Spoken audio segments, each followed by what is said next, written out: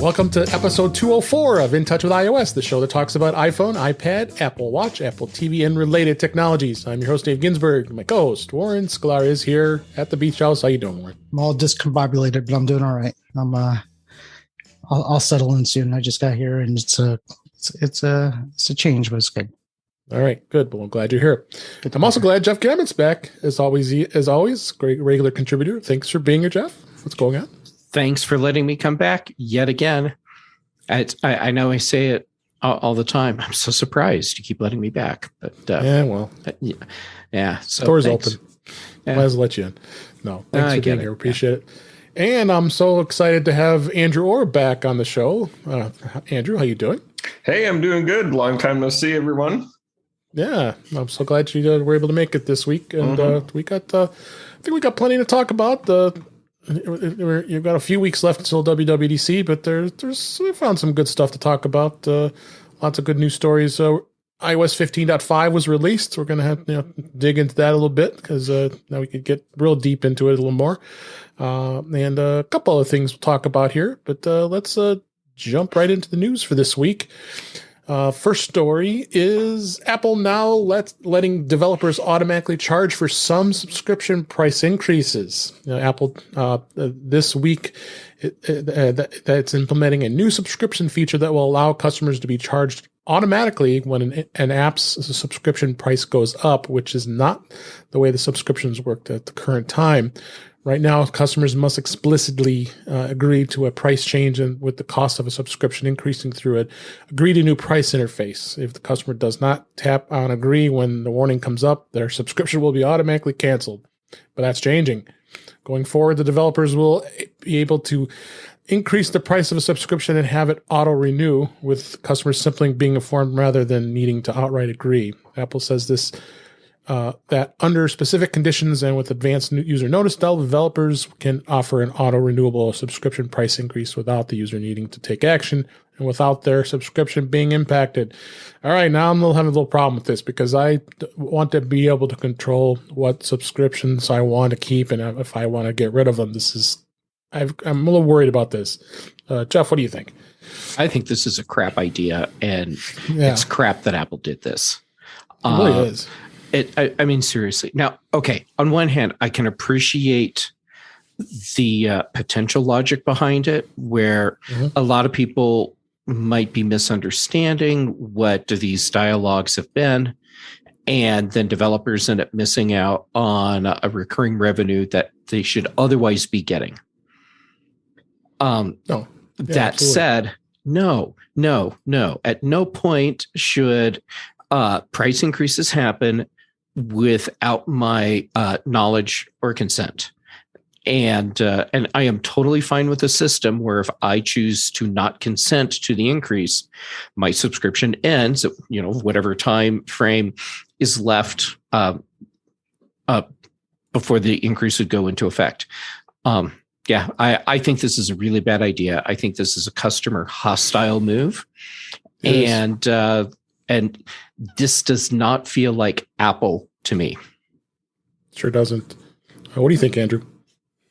Yeah, I'm not really a fan of this move. I think, Dave, you kind of answered what I was going to bring up, and that is I really, really hope that developers will at least warn people that a change will happen instead of just some secret price increase that you may not know has happened. Yeah, no, definitely agree with that. And I like what Jeff said. I'm just absolutely shocked that they're even considering this. I mean, they were always an advocate of pushing the fact that you'll get an advance warning that your subscription is about to be renewed, and it gives you the opportunity to opt out if you don't want to continue on with it. But then you got to go through the hassle of getting a refund if you wanted it not to have it anymore. Yeah, I mean, at least they do have to tell you, hey, this automatic increase is coming. Right. Still, this should always be opt in, not opt out. Yeah, absolutely. Got thoughts, Warren, on that one? Yeah, no, I fully agree with you guys. I mean, it's not really Apple-like to even do that. To be honest with you, and also I put the beta on. So I don't know if it was a beta or if it was from yesterday, but when I opened up App Store, I got some kind of notice that looked like something about if you want to opt into ads or something. So they're doing things that they kind of yell at other people for doing. So, yeah. Yeah, saw that. So, well, we'll see where this goes. I'm not too. None of us are too terribly excited about it. This goes nowhere good. No, it doesn't. They'll back out. I bet. Something a little better. The people are looking for a little more affordable iPad Air specifically. Apple is now offering refurbished 2020 iPad Air 4 models. They started selling them this week. It's the 4th generation iPad Air. This is the first time since the tab was actually released in October of 2020. 4th gen, of course, introduced the all-display design, an array of different colors, Touch ID on the home button. That was the first one. So it's available in a 64 or 256 gig capacities, $469, which is $80 off, and $549, which is about $100 off. So it's good to see that they continue to releasing a lot of these refurbs because people want to save a few bucks, and iPads are an investment. So, what do you think, Andrew? Oh, I think it's good news, especially since it's still a new device. It's only 2 years old. Maybe that's a little bit old in the fast-paced tech world, but it's from Apple, so I think it's going to be a pretty solid device, even at that age. Yeah, absolutely. Jeff, what do you think? Solid device. It's great to see Apple offering the discount, especially since they're going to let developers raise our rates on us. Okay. Warren, you going to run out and buy another iPad? By the way, I'm going to be a butt about the Apple subscription thing for a long time. As you well should be. I think we might have a talk there tomorrow. Yeah. What do you? No, this is the last gen, right? The last gen Air. The 2020 Air. Yeah. I'm tempted. I mean, I am tempted, but you are iPad-less. No, I got the Mini 6. Oh, you still have the Mini? Okay. Yeah. I can't keep track. You buy things so often. No, nobody knows anymore. I don't even know anymore. So check it out. Next story here was Amazon. Their new Freevee service is now available on the Apple TV. Amazon Freevee is also known as the ad-supported video service that used to be called IMDb TV. Now has an app that's available on the App Store for the Apple TV. Wow, yay! According to Amazon's website, Freevee is an ad-supported streaming video service that is available in the U.S. It's separate from Amazon Prime Video, which requires Amazon Prime subscription and entirely free to watch. But there's no option to skip ads or turn off anything. So it's similar to just like what Pluto TV and a lot of those other free services. And I actually enjoyed watching some of the things that are on Amazon. I should admit I like Judge Judy. She's still around. Yeah. Is she still doing shows? Judy Justice. So oh my goodness. It's entertaining. She must be. There's a lot of other things on there too, but it is cool that a lot of old shows. I like watching the old match games from the 70s. It's always fun to watch. But there's a lot of new release shows, and it's ad supported. But what do you think, Jeff? I think this is. I'm glad they finally are having it on the Apple TV, because it was harder to watch. You had to either watch it on an app on an iPad or an iPhone, or bringing it to Apple TV was overdue. Changing the name, I think the name is stupid. Very stupid. But the other side of it is calling it IMDb TV. Most people, I think, associate IMDb with just being able to find out who that actor was in the one show they watched and where else they recognize him from.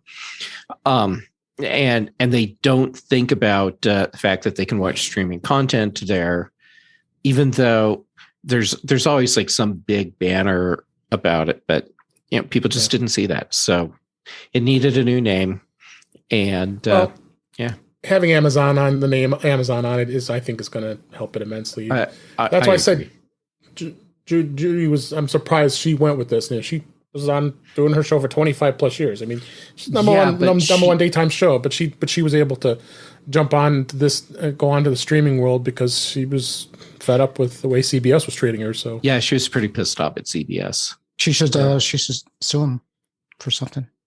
Yeah, she should sue them for raising the subscription rate without telling her or something like that. There you go. Good tie-in. You got any thoughts, Andrew?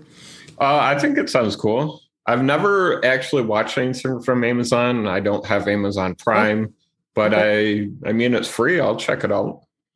Yeah, there are some cool shows on there, and I think there are some originals as well. So, okay. Only you have to put up with ads, but just like Pluto TV, which is another free service, which I still am blown away that Pluto TV is free and that there's the mass amounts of content. And like we talked about pre-show, Star Trek is on there. They show The Next Generation and they show other Star Trek stuff, but all of a sudden Strange New Worlds shows up on the free service, at least the first episode. I haven't looked lately. I don't know if they're going to continue on. It might be just a tease to get people to Pluto TV makes real good sense to me.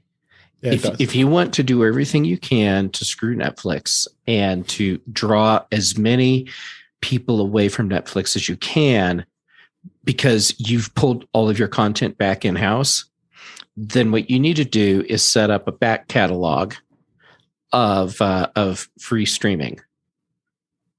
Because for a long time, that was the big draw for Netflix. It was all the back catalog stuff. Do something like this, and now you have yet another reason not to have a Netflix subscription. Yeah. And Netflix already, we've talked about previous shows about them, trying to crack down on password sharing and all that fun stuff, and maybe having a streaming model or even other things. So we'll see what the streaming wars just continue on to rage. And I'm actually glad to see it. It's good competition. It's causing these services to become more competitive and giving us more options for entertainment. So next story here. This is this was interesting. New iPhone tap to pay feature is now already available in the at use at the Apple Park Visitor Center. Back in February, Apple did announce a new system called Tap to Pay on the iPhone, which allows an individual to take a contactless payment only using their iPhone as a payment terminal. With the feature active, a customer can simply tap their NFC iPhone or bank card on the top of the receiving device's phone and enable a contactless transaction. The Apple Store is already trialing it out and rolling out this feature, but the Apple Visitor Center had it available. So I'm hoping to see this get more widely adopted because I think this is going to be really cool, and it's going to be really cool for vendors who want to sell things and be able to have this and not have to pay a atrocious amount of money they already pay to Square and other types of services. What do you think? What do you think of this, Andrew? I think it's really cool. What I was wondering is, does it just work with NFC? Or do you need one of the newer iPhones that have that U1 chip for like the close contact? I thought it was NFC. I think it's just NFC. Okay. Yeah, so you don't necessarily have to have the U1 chip, but the newer iPhones already have that. So right. So yeah, it's cool. I hope it becomes more widespread. Absolutely. No, with iOS 16 coming, there's going to be even more of evolving on this. Any thoughts on this, Warren? Yeah, this is kind of what they said they were going to do, right? They're going to, you're not going to need Square readers because I think it's going to, I don't know if that's the same technology with the NFC or if it's something different.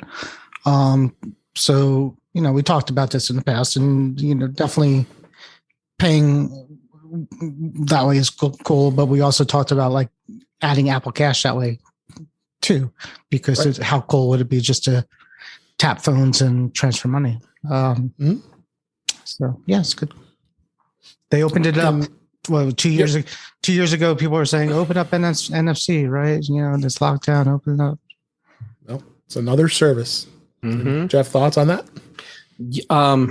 Yes, I don't think this is actually going to take away any of the fees because this doesn't sidestep Square or any of the other services. Right. Yeah, this is an API. And I'm pointing this out because I think there's still people out there that are confused by this.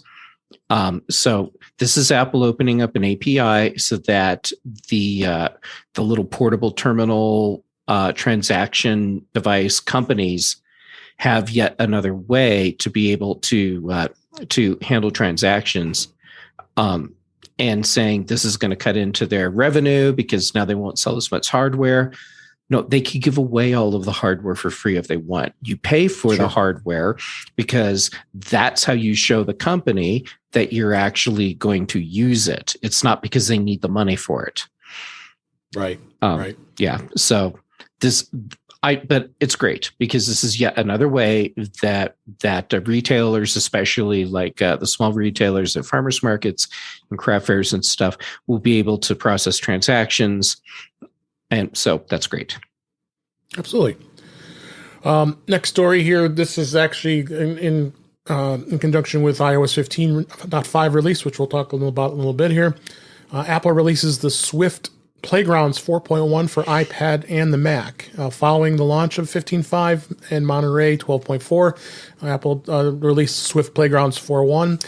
It's the latest version of the app on both the iPad and the Mac that is designed to teach users how to code and build apps. On the Mac, the Swift Playgrounds 4.1 will add a host of new features, including support of building Mac apps and Swift UI with Mac 12.4 or later, with walkthroughs. And Apple has a full release talking about what's included and all kinds of great stuff. And Swift Playgrounds, I just, time. That's always the hard part of spending time trying to dive in and really want to play with this. And and I'm not a developer by any means, but I think this is such a great thing that Apple's done as far as making it so much easier to code using Swift Playgrounds. What do you think, Jeff? Yeah, it's great. And the more accessible Apple makes it, the better off we all are. So yeah, this is great. Mm-hmm. Absolutely. Andrew, you thought? Not really a whole lot to say, but yeah, I think it's good. More like Jeff said, it just makes coding more accessible. Next story here. This was super exciting, and I think all of us got an email about this. This was Apple announcing live music that they're going to be streaming on Fridays. This story is actually Apple Music streaming. Harry Styles in concert was going to be a live stream. Actually, it was this week as we record this. It's going to be live streaming some concerts from major artists as part of an Apple Music Live. New feature kicks off with, like I said, Harry Styles. And Apple Music subscribers in over 167 countries can watch the live shows at no extra cost from Apple Music. And this is what came from Apple here, saying no matter how much time and effort an artist may spend crafting music in the studio, it's on the stage where they really get to show their work. Apple Music Live is going to be a newer reoccurring series designed to do just that, give the biggest stars in music the biggest possible platform to flaunt how they connect with audiences and how their songs translate to live performance. I'm super excited about this, and I think we're all here that we love music. What do you think, Andrew? I'm pretty excited about this. Yeah, I think it's great. I'll definitely be checking it out. I think it'd be cool to have a concert every week as opposed to every month, but it's still cool. Yeah. I think Apple Music can definitely do more to make video content like music videos more easily discoverable, because I think like they do have music videos on there now, and now they're doing with live videos. I think hopefully maybe they can add that to its own section in the app or something. Absolutely. I was pleasantly surprised to see that they sent that email. The email was kind of different from that article I linked from 9to5Mac, but they really just they just went into detail, just basically saying, they're going to have live performances. And, hey, that just shows the Apple Music is evolving. Mm-hmm. What do you think? What do you think, Jeff? Yeah, this is great. I don't think we'll get the days that back that we had when Apple would do their whole music festival in London. Yeah, that was fun. Yeah, that was really cool. So doing this, this is great. I mean, they've always been really good about being pro music and pro artist. So whatever they can do to help keep that going is great. And here we go. Now on Friday evening, we can all sit on our couches, have a bowl of popcorn, and watch Harry Styles sing. There you go. And I can't wait to see who's next. Yeah. Me either. Next story. iPhone made up over half of smartphone shipments in North America during the first quarter of 2022. It was a new report. Shows that iPhone accounted for over half of smartphone shipments in 2022, achieving a 51% market share, powering by strong performance of the iPhone 13. It just really has been powered by Apple's strong growth, as the analysts have said here. And iPhone 13's popularity has just been the key driver. It's been a super popular device, and it's showing here in the chart here that they had over 19.9 million shipments in the first quarter. And 51% over 27% on Samsung. Oh, wow. This is some great numbers here. What do you think, Jeff? It's great, and at the same time, it's not that big of a surprise. No, not at all. Yeah, I mean, it's no secret that iPhone is the dominant smartphone in the United States, not worldwide, but definitely United States. Right. And there you go. Now we have more numbers to back it up from not Apple. Yeah, the Android's going. What do you think, Andrew? Yeah, it's nice. They said, the 13 is as strong as ever. I know that I like my iPhone 13, so yeah. Absolutely. Next story, Apple launches a new training and certification program for iPhone, iPad, and Mac. Apple has introduced updated training courses for IT professionals looking to be certified in deploying, managing, and supporting the Mac, iPhone, and all Apple devices in the workplace. Apple had previously promoted its schemes for training educators on how to use the iPhone, Mac, and iPad.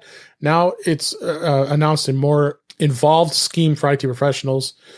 Following its new courses will get people certified in all aspects of Apple technology, which said it was needed. And I will understate that this was incredibly needed because their site was god-awful horrible for so many years.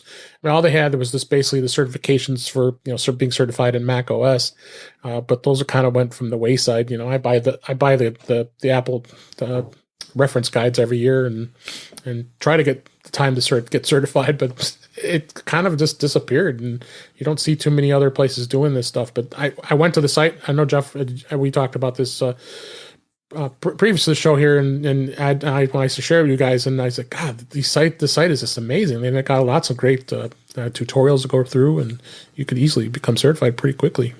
What do you think? I want to be happy that Apple did this.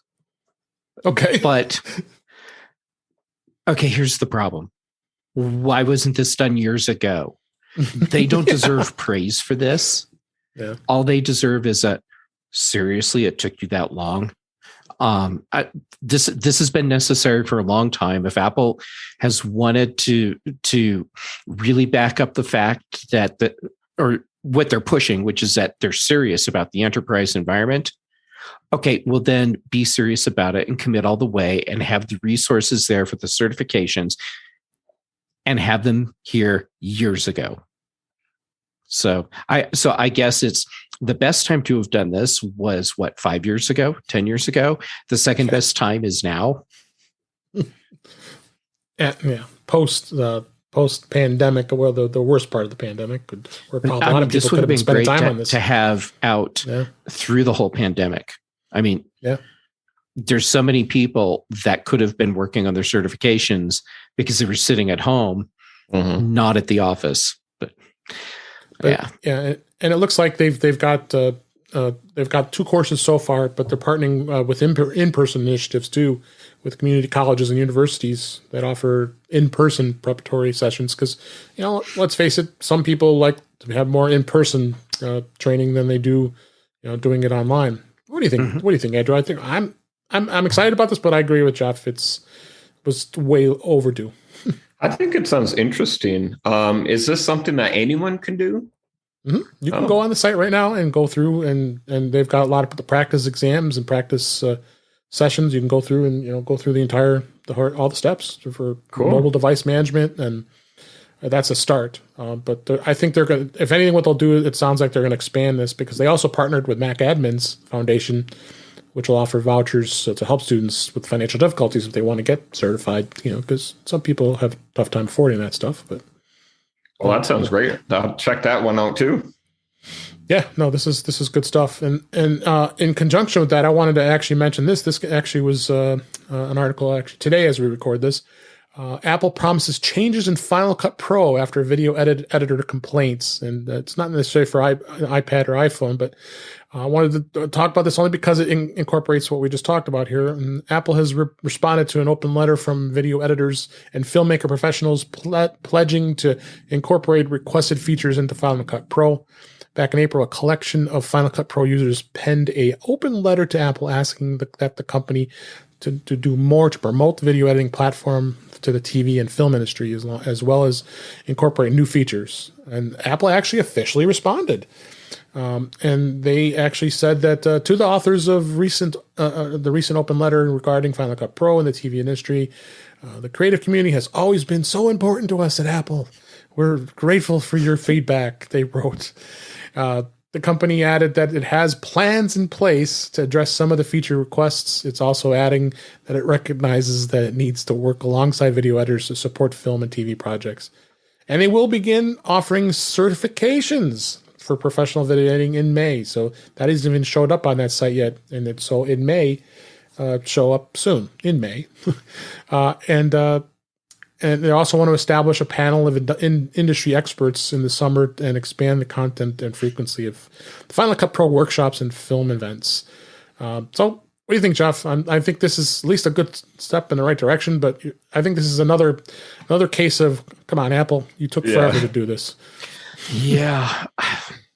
This is one, and I'm not coming to Apple's defense here, but this is one that's just been really hard. Apple was in the position where it was untenable to move Final Cut forward with the code base that they had. Final Cut was one of those products that Apple bought and rebranded.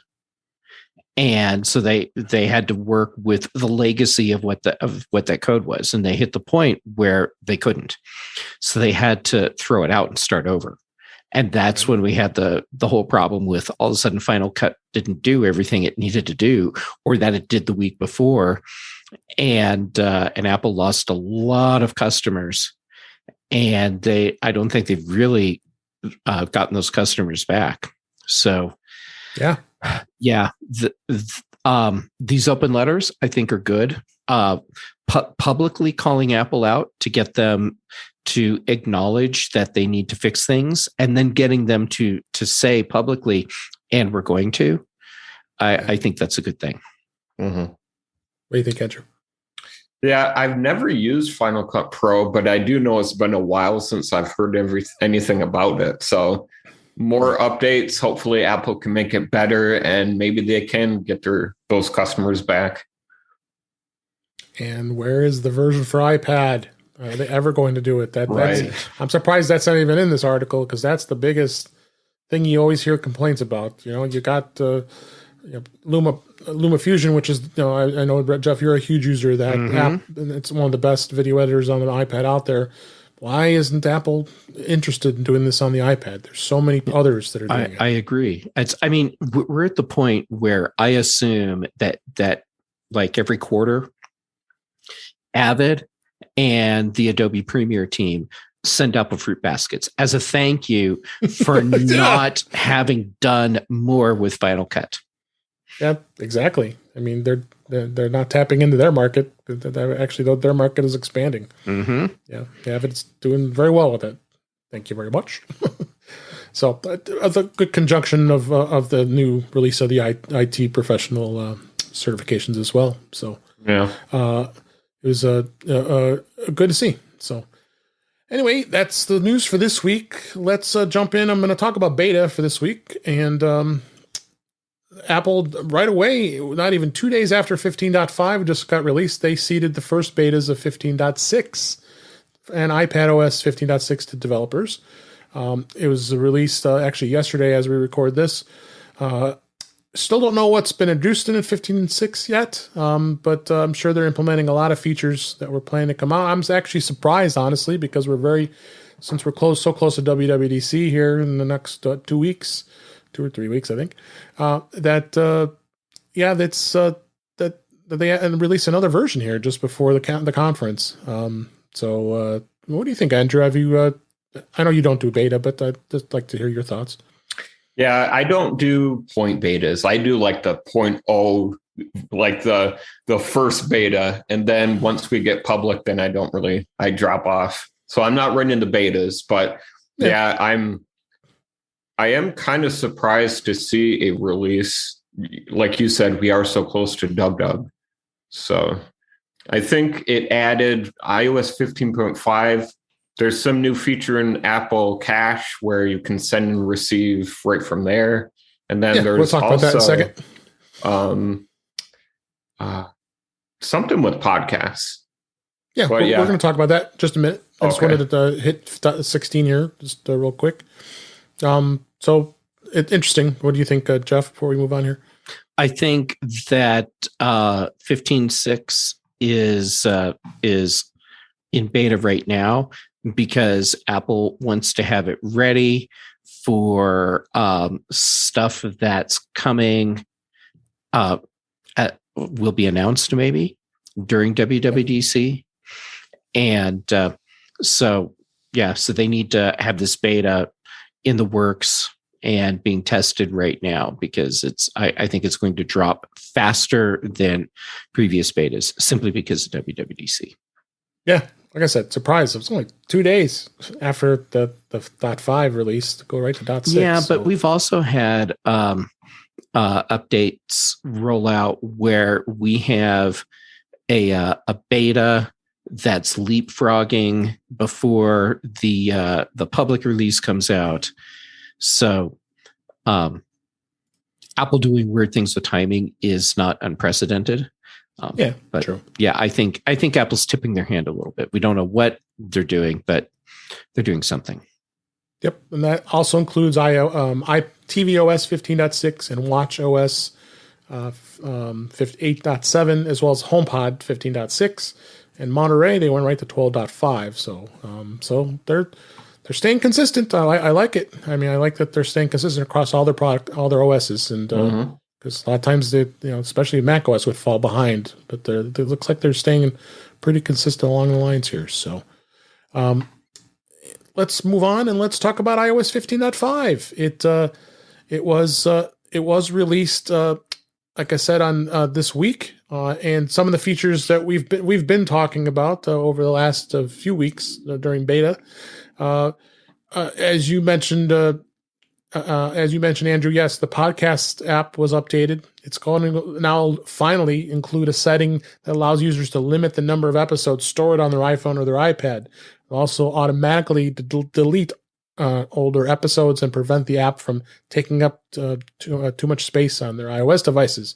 Long overdue, don't you think, guys? Mm-hmm. How was that not there from the beginning? Oh, that's why I stopped using the Apple Podcast app. I have all the podcasts in there, and I like, I don't listen to every single podcast I have. I like to have it in my list so I can look and see what's available. And that might pique my interest. I don't listen to every, like we've all said, we don't all listen to all that many podcasts all the time. I just don't have time in a day to do it. But I like to have them in, and that's why I always liked Pocket Casts, because it lets me just have them all in my list, and I can go in and jump and listen to it when I want to. But yeah, it was long overdue, and I think that they're trying to they're trying to be relevant with their app, because there's a lot of other third party ones that, and we all have our favorites that they like. So, did you have any thoughts, Andrew, on this? The other thing I was trying to think of was they also offer annual subscriptions now for creators, Right. which I think is nice. I think annual is maybe more of like a stability thing, like that's more in the future. So I'm sure that gives the creators a better look at, their finances. Mm-hmm. Yeah, absolutely. And I think that's going to be a big wave here. Apple has already been pushing, trying to get, like you said, content creators to be able to have an option to be able to have a subscription type service. I don't know if they're going to make huge amounts of money on it, but at least it gets some activity and gets some interest with that. So the Apple Cash Card is now, and I'm really happy that they did this. If you go into your wallet, go to the Apple Cash Card. Now you don't have to dig deep to find the place to tap the request and the send button. You just go right to it. Looked at that. Yeah, so you're able to actually much easier to manage your cash. Right there, request and send right there. It's right there in the card, so you can do a quickie to be able to do that. So, so that's huge. So that's another improvement. All available for you now. So, and we're going to talk about security here in just a minute. And so I'm so glad we have Andrew here this week. We could talk about the security portion of this. That's a big piece of this. The Home app now has Wi-Fi signals bars that you can actually ensure that your HomePod is on a connection that has a connection in the Home app. What a concept. So, and I know, Jeff, you've always had voiced your opinions about the HomePod and its frustration, HomePod Mini, with this. And we'll talk about the HomePod update here in a minute. But no, this is great to see. This is there. And interestingly enough, Universal Control finally is no longer in beta. So that means the feature is officially launched and that the bugs have been squashed. So you got, although I know we talked a couple of weeks ago, you were having problems with Sidecar and the iPad, but at least I'm seeing the Universal Control is going to be. I haven't had a chance yet to test after doing the updates. So I'll have to report back later on if it's working for me. Absolutely. I guess now the Apple Card is now referred to as refers to the physical Apple Card as the titanium card. I didn't even notice that one. You go in the Apple Wallet. Does it actually say you look at the card and where does it say that? Maybe you tap the card, the virtual card number. I don't know. See where that says that. Weird. Okay. Maybe it's in support stuff. I don't know. Yeah. And external links in the Reader apps. iOS 15.5 adds support to the external link account entitlement that designs to allow Reader apps to add a link to an external website for account creation and management purposes. An external link will allow the app to, like Netflix, to offer a way to sign up for an account outside of the App Store and its in-app purchase system. Long overdue. We've been talking about this for a while. And so glad that they're doing this. And remember, we had a discussion about this one, photo memories. It's a bit of controversy here. 15.5 adds this list of sensitive locations in the Photos app, which means that those locations are blocked from showing up in memories. Including in this list, so far, it's all that's been found is various concentration camps and Holocaust memorials. So they won't show up in the photo memories. I still don't understand that. So I'd like to know where this is going to expand on. I mean, this is, are they going to go? They're obviously going to go beyond this, and this list could start growing. I would think. I would assume it's going to start growing. You would think, but interesting that they started with that. So. Yeah, and if they're going to have that, are they going to add in U.S. internment camp locations? Yeah. And I'm not trying to be facetious. Like, I mean, seriously, No. but what's going to be the criteria? That's a good question. And then I think, as I've been scanning the news and others that have been talking about it, it's unknown where this is. And Apple was, we mentioned in the previous show, that this has been something that's been kind of quiet. They really haven't said much about it, and it was kind of like a hidden. That's what grabbed our attention. We talked about it a few weeks ago. Why is this? This was like a kind of casual mention, but it is kind of interesting. Yeah. Did you know about this? Did you know about this, Andrew? At all? Only a little bit. I just saw it briefly in the news. So does it happen automatically, or is this like a toggle? There's no you can setting. There's no setting. You have no control of it. So, like, I mean, basically, the photo memories, as people don't know, you've got your photos that you have grouped up, and it just brings up memories of places and things you've done. And I mean, it's kind of a fun thing, and it does, but it's going to avoid. And I like to know how it's going to know that those were other than probably the if it senses what the location was when you took the photo. It's probably Yeah. Is it going to have context for that though? Like, yeah. If I take photos at the White House in the United States, okay, maybe I want those included in my memories. Yeah. But if I was taking those photos on January 6th, well, maybe not. Yeah. So it's definitely going to be interesting to see where that goes. So anyway, we talked that to death a few weeks ago. I don't think we know where that's at. So, but I wanted to tap it a little bit with you being here, Andrew, is to talk about the security updates here. And Apple actually did a good job of actually providing what the security content of everything was with iOS 15 and iPadOS 15. I don't know if you had a chance to take a look at this, Andrew, but a little bit, yeah. There's quite a bit of bugs that they've had to squash with kernel panics and launch services. Anything that stood out to you?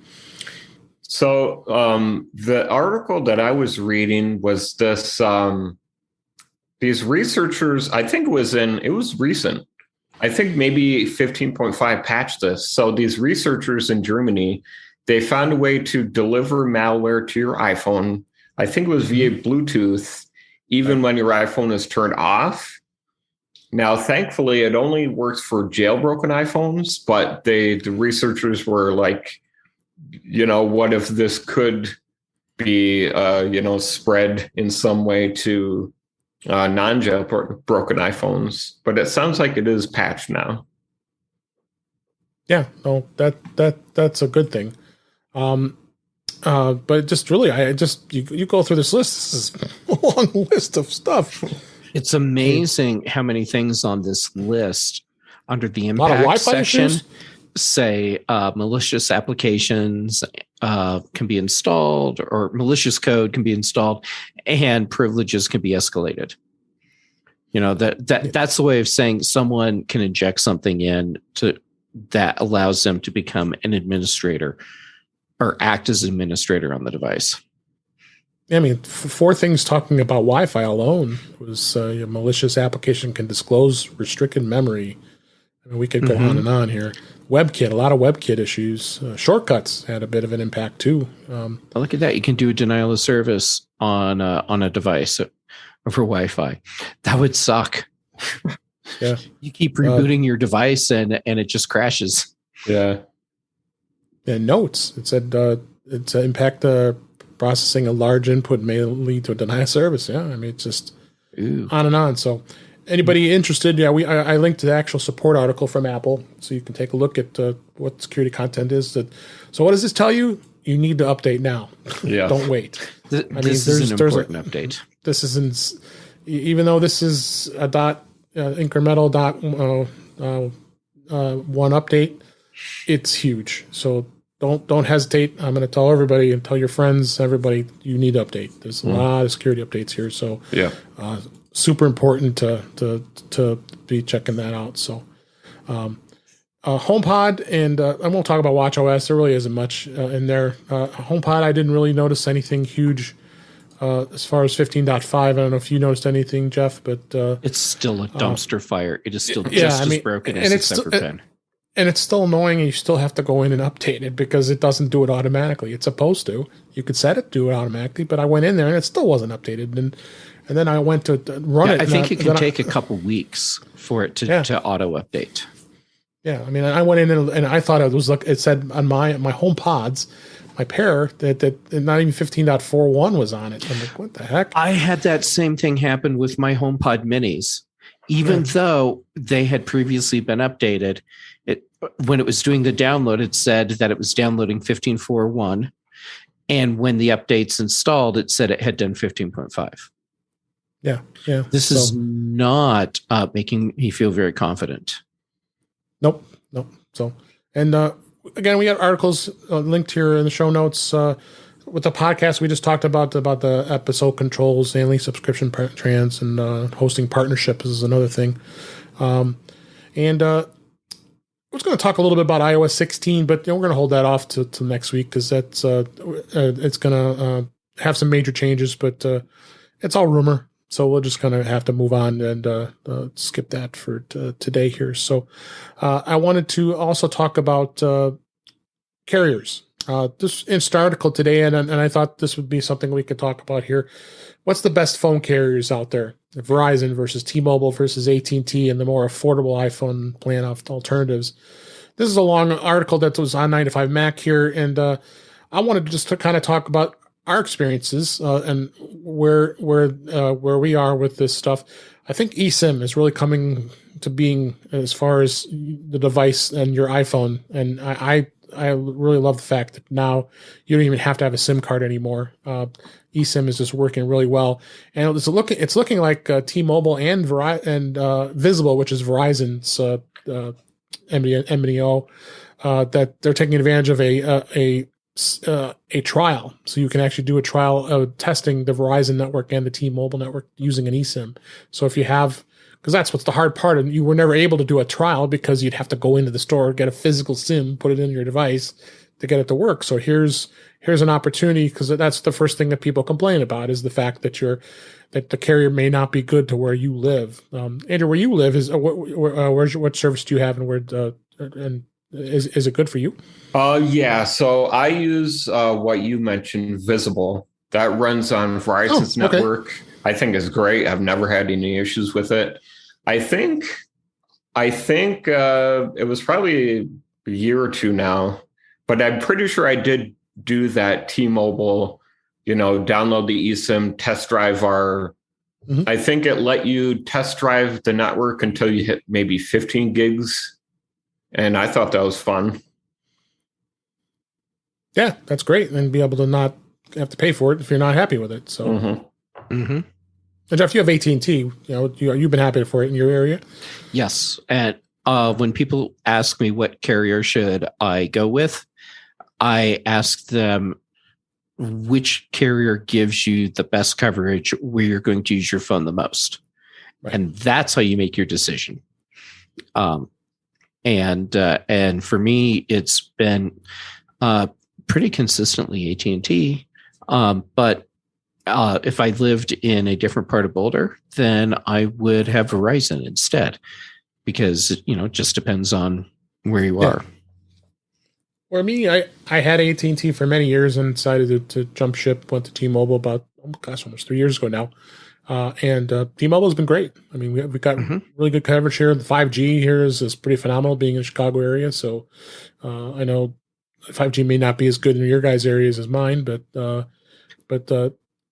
it's a good thing to see, and you can look at some of the other carriers like Visible, which is a good option. I know AT&T does Cricket. You also have Mint Mobile, which is T-Mobile. Ryan Reynolds owns that company, and that you're seeing tons of advertising about them. So check out the MVNO carriers, which kind of piggyback onto all these major carriers, and check for yourself and see what the incentives are available. This is a great article. Take a look and review this and see where that goes here. So I think it's something definitely to take a look at and be interesting about it. So, Dave, I think the MVNO thing is actually really important. So how about if I modify my advice, which is find the carrier that gives you the best coverage where you can use your phone the most. Now find the MVNO that uses that carrier and see what deals they offer, because you'll probably get a better deal through the MVNO and you still get the same coverage. So there you go. Yeah, absolutely. Yeah, because for example, Visible, that's very affordable. Like you get unlimited everything for $40 a month. And they have this thing called Party Pay where you can like join up with other people and like reduce everyone's bills, get reduced. Yeah. Well, that's cool. Mm-hmm. That's awesome. Yeah, I know that. I completely forgot about Visible. That's a definitely an interesting concept they've got with that. And Verizon was smart because I don't see too many MV. I guess Xfinity is on Verizon's network. I think about it, but they've been pushing many areas to jump on their mobile service, and I avoid them. I have enough of a challenge paying what I pay for their internet and cable service. So Yeah. I tend to avoid them. So, anything else you guys want to talk about on that topic? We'll move on here. I just want 5G. Give me my 5G. Yeah, well, they need it up by you. It's it's a little tougher. A little tougher up by you. Since they have it in Lower Michigan and the big cities, of course, but it'll take a while to get up here. Yeah. Once 5G started rolling out here, it's actually been pretty fast to watch it expand. Like this time last year, I had to drive over and sit in the middle of the Target parking lot in Boulder, and I could get a crappy 5G signal. And now I have a solid 5G signal like all around me. Oh wow! Yeah, so because I was in Michigan and Lower, and had been within the last year. And I was in the Traverse City area and heading up towards where you are, and it seemed like things were getting better as we drove up there, because I did a nice journey along the west coast of Michigan. So some of those areas can tend to be a little rural, but I think they're getting smarter and adding more and more towers, and everything needs to be expanded to 5G, and the spectrum has changed. So let's hope. I mean, because like I say, that's where you are. Any place that has rural areas, that's where the challenge is having this 5G coverage, because they're also T-Mobile and a lot of the other services are trying to push the home internet with 5G. Yeah, I think that'd be interesting to try. Because I did try I tried the 4G. I got their modem for a period of time and tried it, and I because they let you do a trial, and I checked it out, and it was nothing great. I mean, the 5G coverage in my house is not as good. It's okay. If I look on my bars right now, I'm only getting like 1 and 2 bars right now on the 5G coverage here, sometimes depending on where I am in my house. So coverage here. But if I go down the street, like Jeff, I mean, there's huge towers down the street here, and I stood in front of it, and I'd be getting 500 and 600 megabit plus speeds, not a problem on 5G. So, but it's good stuff here. So, let's talk about this real quick here. The iPod Touch, we did talk about that it died. It's gone. It is something that it just lives on, and the music does live on. But what could replace the iPod Touch? I don't think at this point in time. Obviously, when Apple discontinues something, as we talked about this, people love to jump and buy it. But I mean, they spent $200 for a device that's got an A10 processor that's iPhone 7 processing speeds. So it's really old. So I mean, what are you going to get? Maybe 2 years of support on that chip, if that. I mean, I think the iPhone 7 is probably going to, and this device, I don't even know is going to be supported by iOS 16 at some point. So it's not kind of worthy of this. What would you, Jeff? What would you say if someone says, "Well, I really want something as a music player, but I don't want to have an iPhone. Don't want to I don't want to have to pay for iPhone type service." What would be other alternatives? Do you think? I tell them to look at used iPhones and buy one, and don't put a SIM card in it.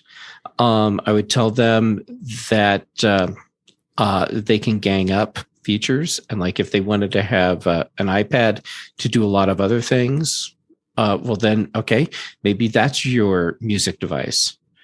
But at this point, telling someone to go and find a used iPod Touch, that's a really hard sell. I mean, unless they were like really low priced. But they're not, because you go on eBay. They're like, people are insane amounts of money for these iPod Touches. Yeah, well, even anyway. Before they were officially canceled, the eBay prices for iPod Touches were way too high. Yeah. So yeah, it's Yeah, just find someone that's selling an old iPhone and just go with that. or you can buy like an SE, even if you got the previous gen, not the 5G, even the 4G iPhone SE, you probably can those could be had for a good price. And you got it as an option if you want to have it to have a phone at some point, or even the current version SE, you spend a little extra money on it, but it's going to last you for probably a good 5 years, and you don't have to have a SIM in it. Yeah, if you pay cash for it instead of doing it as an installment plan, then you get an unlocked device, and then you can just not put it on a carrier, and it'll work just fine. Yeah. Like an iPhone 12 or 12 mini would be a good choice too. But the one thing you do have to be careful of is buying secondhand iPhones, because sometimes you don't know what you're getting into. So buyer beware. What would you do, Andrew? Is that what you would tell people if they asked you? My answer was the same. Maybe find an old iPhone, because I don't think they have those cheapo MP3 players in stores anymore, because I haven't used one in years. Let's see what's on Amazon. Oh, yeah. I who knows if there's any of those around. I did post something, and I was able to get a hold of some old iPods. I got my hands on an old first generation iPod. I took pictures of the 3 models I had. I put it on social media, and it was kind of fun to go back and be nostalgic and looking at that first generation iPod with the FireWire connector. And there's like this whole market of garbage MP3 players that look like knockoffs of old iPods. On Amazon. Oh yeah. For $19.99, you can get. There's not even like a name on this, but it looks sort of like, remember the old iPod Mini, where it was like you took a toilet paper tube and squished it, but it was made out of metal. $20, 16 gig. Oh no, it comes with a 16 gig memory card, so you could put in a different memory card and have more storage on it. Oh my God, you can even find stuff for like $50, or oh my God, the Hi-Fi Walker H2 high resolution Bluetooth MP3 player, DSD DAC, portable digital audio music player with memory card and HD something something. Isn't that a great name? $125.99. Oh my gosh! But anyway, that's something with music players. But if you have an iPhone, what do you need anything else? You just use your iPhone to listen to music, and that's the reason why the iPod is off into the sunset to the history here. So I found this article. This was a good, interesting tip, but I wasn't aware that this did this. How you're able to silence an alarm on a family member's iPhone, and when you're using your own iPhone. If you do live in a family's household, there's a good chance that at some stage you'll be able to be disturbed by someone else's alarm going off on their iPhone. Believe me, I experienced that many times. But of course, the iPhone is out of reach, so you have to sit and listen to that alarm for forever. It becomes quite irritating. But if you own an iPhone or an iPad and it's nearby, there is a handy trick that you can actually silence that alarm without you having to get up. So next time that you hear that alarm, you go to a family member's iPhone and your own iPhone or iPad with an earshot and simply say, "Hey, yes, lady, turn off the alarm on this person's iPhone," or the name of whoever's iPhone it happens to be. Siri will ask for you to confirm that you want to stop the alarm going off on the person's iPhone, and you can respond with a yes or no. You can also tap the same 2 on-screen options that are on there too. That pops up on the screen. I didn't know this was on here. I mean, I think you can do this on the HomePod too. This is for family plan family subscriptions, plan, right? Yeah. Okay. Yeah, you have to be family plan, right? Family household. So, I mean, so we do have, like my wife and I are on our family plan. So, I mean, and this may not apply to you guys, but I thought this was interesting, because there's sometimes a lot to say. I mean, yeah, if you got your friend next to you that you're not on your family, you're not going to be able to turn their alarm off unless you go up to their phone and do this. But this is a great way to be able to shut that sucker off here. So I think it's cool. Yeah. So And let's go ahead and wrap this up for this week. We are at the top of the hour, and this was a great show. Appreciate y'all being here. So let's go ahead and wrap up. That is a wrap for this week. Please send your comments, questions, and suggestions to our email address, feedback@intouchwithios.com. You can follow us on Twitter @intouchwithios. Support the show. Buy me a coffee at intouchwithios.com/coffee. We would really appreciate it. You can also become a Patreon of the show by going to patreon.com/intouchwithios. We have 2 tiers available to support the show. We would really appreciate it. Make sure you like, share, and subscribe so you are notified when we are live streaming on our YouTube channel, which is on usually Thursday nights at 8 p.m. Eastern, 5 p.m. Pacific at youtube.com/DaveG65, where we have all the past shows in audio format, as well as all the live streams that we've done.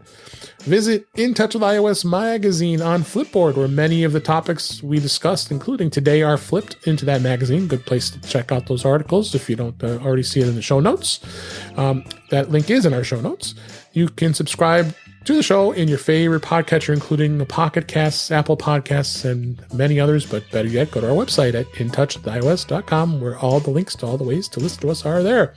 I am Dave Ginsburg, and you can find me on Twitter at DaveG65. Jeff Gamet, as always, thanks so much for being here. Where can people find you? Well, as always, on Twitter and Instagram, JGamet on both. YouTube.com/JGamet for my occasional videos. And Tuesdays on Mac Voices Live, Thursdays early in the day on The Big Show, here with you Thursday evenings, and then back again Friday mornings with you on the Mac, the Mac Show, and then also on The Context Machine with Brian Chapin. Yep. So make sure you go listen to that latest episode. That was a great show about Picard and Star Trek. Yeah, it turns out that there's a lot of Star Trek trivia that I assumed Brian knew. So I had to give him a little bit of learning. Yeah, there you go. Andrew Orr, thanks so much for coming back on the show. We really appreciate it. I hope you enjoyed yourself. And where can people find you? Yeah, thanks for having me. Right now, you can find me on Twitter at Andrew or Not. And for now, that's really the only place you can find me on. I might be on other platforms in the future. Who knows? Let's hope. We're going to be looking for you. But thanks again for being here. Really appreciate it. And thank you for listening. I hope you enjoyed the show, because we enjoyed doing it. And we'll get talking again soon.